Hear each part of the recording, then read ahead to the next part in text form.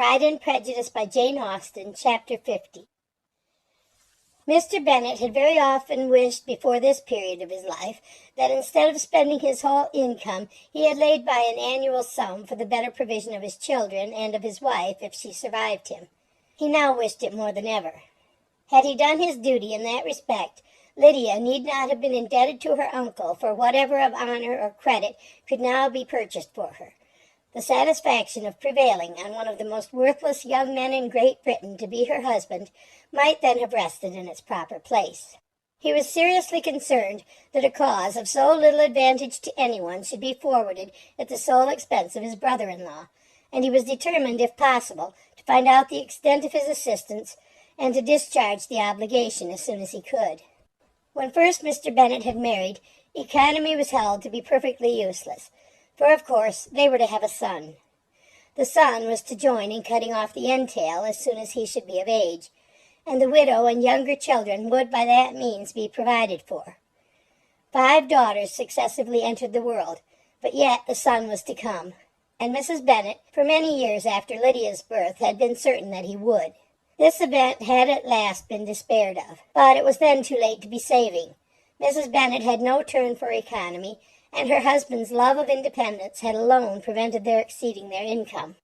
£5,000 was settled by marriage articles on Mrs. Bennet and the children, but in what proportions it should be divided amongst the latter depended on the will of the parents. This was one point, with regard to Lydia at least, which was now to be settled, and Mr. Bennet could have no hesitation in acceding to the proposal before him. In terms of grateful acknowledgment for the kindness of his brother, though expressed most concisely, he then delivered on paper his perfect approbation of all that was done and his willingness to fulfill the engagements that had been made for him. He had never before supposed that, could Wickham be prevailed on to marry his daughter, it would be done with so little inconvenience to himself as by the present arrangement. He would scarcely be £10 a year the loser by the 100 that was to be paid them, for what with her board and pocket allowance, and the continual presents in money which passed to her through her mother's hands, Lydia's expenses had been very little within that sum. That it would be done with such trifling exertion on his side, too, was another very welcome surprise, for his wish at present was to have as little trouble in the business as possible. When the first transports of rage which had produced his activity in seeking her were over, he naturally returned to all his former indolence. His letter was soon dispatched, for, though dilatory in undertaking business, he was quick in its execution.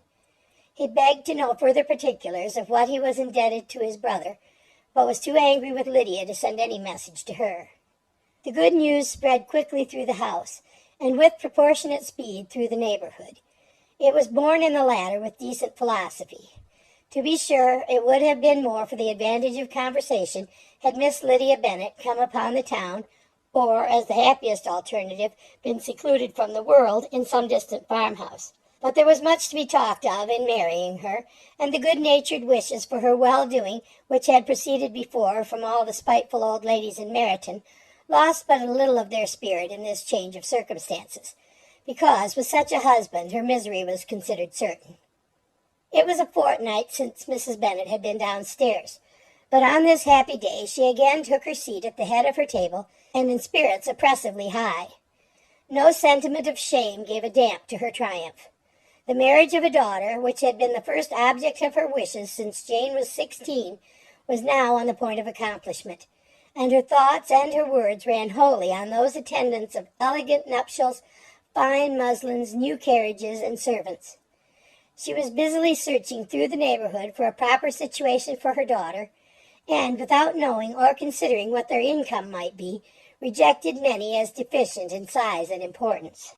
"Hay Park might do," said she, "if the Gouldings would quit it, or the great house at Stoke, if the drawing-room were larger, but Ashworth is too far off. I could not bear to have her 10 miles from me, and as for Purvis Lodge, the attics are dreadful." Her husband allowed her to talk on without interruption while the servants remained, but when they had withdrawn, he said to her, "Mrs. Bennet, before you take any or all of these houses for your son and daughter, let us come to a right understanding. Into one house in this neighbourhood they shall never have admittance. I will not encourage the impudence of either by receiving them at Longbourn. A long dispute followed this declaration, but Mr. Bennet was firm.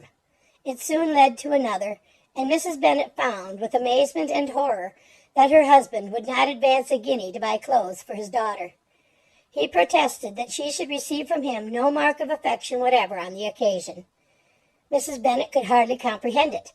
That his anger could be carried to such a point of inconceivable resentment as to refuse his daughter a privilege without which her marriage would scarcely seem valid, exceeded all she could believe possible. She was more alive to the disgrace which her want of new clothes must reflect on her daughter's nuptials than to any sense of shame at her eloping and living with Wickham a fortnight before they took place. Elizabeth was now most heartily sorry that she had, from the distress of the moment, been led to make Mr. Darcy acquainted with their fears for her sister, for since her marriage would so shortly give the proper termination to the elopement, they might hope to conceal its unfavourable beginning from all those who were not immediately on the spot. She had no fear of its spreading farther through his means. There were few people on whose secrecy she would have more confidently depended. But at the same time there was no one whose knowledge of a sister's frailty would have mortified her so much. Not, however, from any fear of disadvantage from it individually to herself, for at any rate there seemed a gulf impassable between them. Had Lydia's marriage been concluded on the most honourable terms, it was not to be supposed that Mr. Darcy would connect himself with a family where, to every other objection, would now be added an alliance and relationship of the nearest kind with a man whom he so justly scorned. From such a connection she could not wonder that he would shrink. The wish of procuring her regard, which she had assured herself of his feeling in Derbyshire, could not in rational expectation survive such a blow as this. She was humbled, she was grieved, she repented, though she hardly knew of what. She became jealous of his esteem when she could no longer hope to be benefited by it.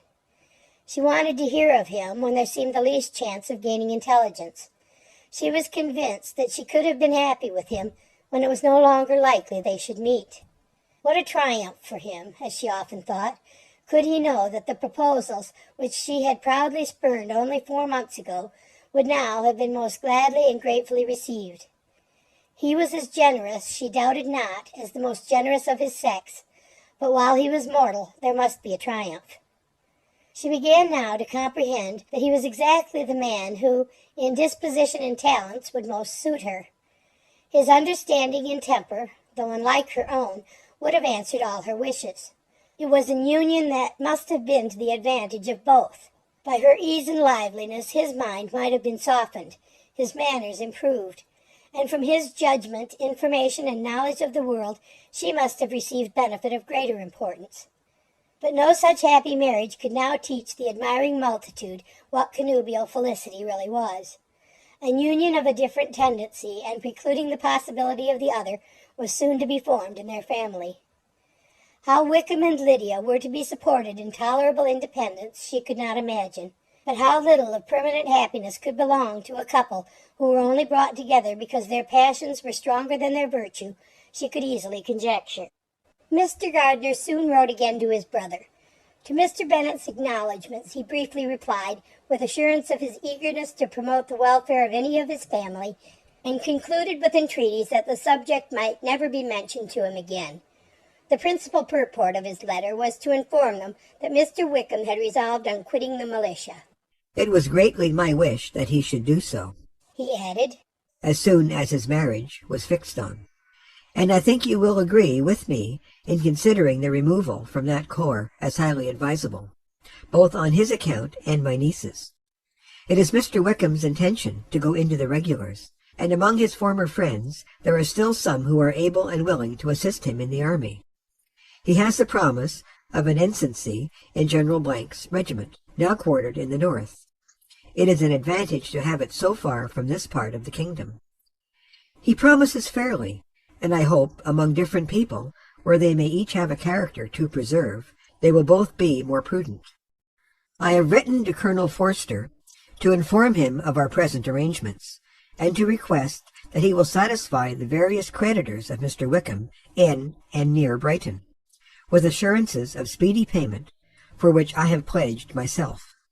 And will you give yourself the trouble of carrying similar assurances to his creditors in Meryton, of whom I shall subjoin a list according to his information? He has given in all his debts. I hope at least he has not deceived us. Haggerston has our directions, and all will be completed in a week. They will then join his regiment, unless they are first invited to Longbourn, and I understand from Mrs. Gardiner that my niece is very desirous of seeing you all before she leaves the south. She is well, and begs to be dutifully remembered to you and your mother. Yours, etc., E. Gardiner. Mr. Bennet and his daughters saw all the advantages of Wickham's removal from the Blankshire as clearly as Mr. Gardiner could do, but Mrs. Bennet was not so well pleased with it. Lydia's being settled in the north, just when she had expected most pleasure and pride in her company, for she had by no means given up her plan of their residing in Hertfordshire, was a severe disappointment. And besides, it was such a pity that Lydia should be taken from a regiment where she was acquainted with everybody and had so many favourites. "She is so fond of Mrs. Forster," said she. "It will be quite shocking to send her away, and there are several of the young men, too, that she likes very much. The officers may not be so pleasant in the General's regiment."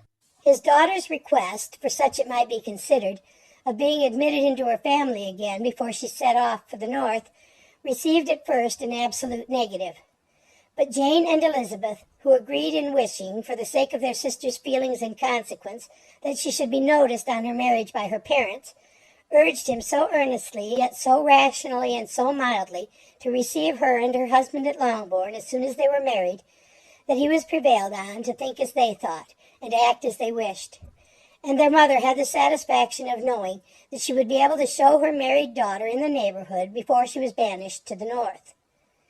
When Mr. Bennet wrote again to his brother, therefore, he sent his permission for them to come, and it was settled that as soon as the ceremony was over they should proceed to Longbourn.